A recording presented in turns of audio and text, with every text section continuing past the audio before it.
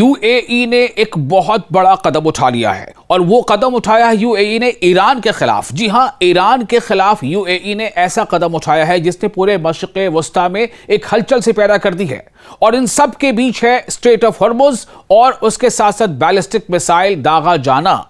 पूरी तफसील आपको बताते हैं। दरअसल खलीज में ईरान और मुत्तहिदा अरब अमारात के दरमियान कशीदगी एक बार फिर खतरनाक मोड़ पर पहुंच गई है और इस बार मामला सिर्फ फौजी इल्जामात तक महदूद नहीं रहा, बल्कि दोनों मुल्कों के दरमियान तिजारत और माली रवाबित भी मुतासिर हुए हैं। आप देख रहे हैं न्यूज़ 18 का सोशल मीडिया प्लेटफॉर्म। मैं हूं विशाल आजम। मुत्तहिदा अरब अमारात ने ऐलान किया है कि ईरान के साथ तमाम तिजारती सरगर्मियां, तिजारती तबादले और माली लेन देन ता हुक्म सानी यानी अगले ऑर्डर तक मुअत्तल किए जा रहे हैं। अबू धाबी का कहना है कि यह फैसला खित्ते में बढ़ती हुई कशीदगी और ईरान की जानिब से मुबैना तौर पर दागे गए 2 बैलिस्टिक मिसाइलों के वाक़ये के बाद किया गया है।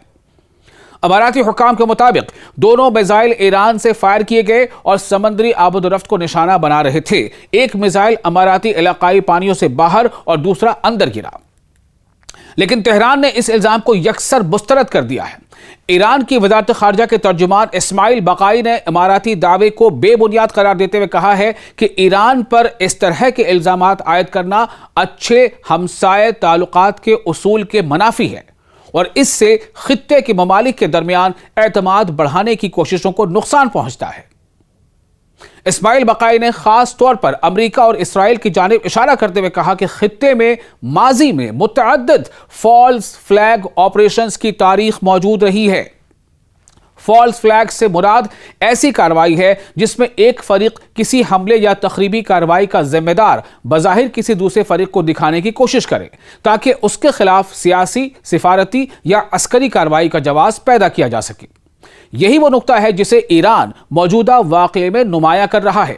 तेहरान का कहना है कि ऐसे वक्त में जब खित्ता पहले ही अमेरिका, इसराइल और ईरान के दरमियान शदीद कशीदगी की लपेट में है, किसी भी गैर वाज़ेह हमले को फौरी तौर पर ईरान से मंसूब करना इंतहाई हसास मामला है। बक़ाई का मौक़िफ़ है कि खित्ते में अदम इस्तेहकाम बढ़ाने और मुख्तलिफ अरब ममालिक को जंग में घसीटने के लिए फॉल्स फ्लैग कार्रवाइयों का इम्कान मौजूद है। वो इससे पहले भी अमेरिका और इसराइल पर ऐसे मुमकिना ऑपरेशंस का खदशा जाहिर कर चुके हैं और ख़बरदार कर चुके हैं कि किसी तीसरे मुल्क में होने वाली कार्रवाई का इल्ज़ाम ईरान पर आयद किया जा सकता है। ताहम यहां एक बुनियादी फ़र्क समझना ज़रूरी है। ईरान का फॉल्स फ्लैग का दावा अपनी जगह एक सरकारी मौक़िफ़ है, जबकि इस वाक़े के बारे में आज़ादाना तौर पर यह साबित नहीं हुआ है कि मिसाइल हमला वाकई किसी फॉल्स फ्लैग ऑपरेशन का नतीजा था। लेकिन ईरान का स्टैंड यही है कि यह फॉल्स फ्लैग का नतीजा है और ईरान इससे मुलविस नहीं है।